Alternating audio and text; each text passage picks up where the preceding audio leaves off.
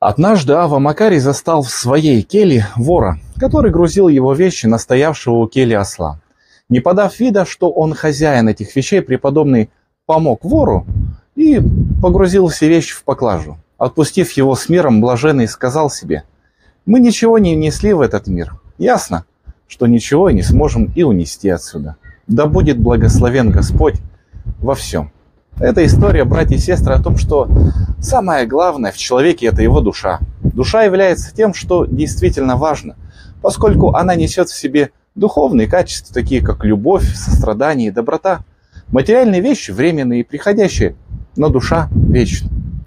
Эта история также напоминает о том, что следует стремиться к духовному развитию и заботиться о своем внутреннем мире, а не привязываться к материальным благам. В конечном итоге все мы знаем, что именно душа определяет наше место в вечности и нашу истинную ценность.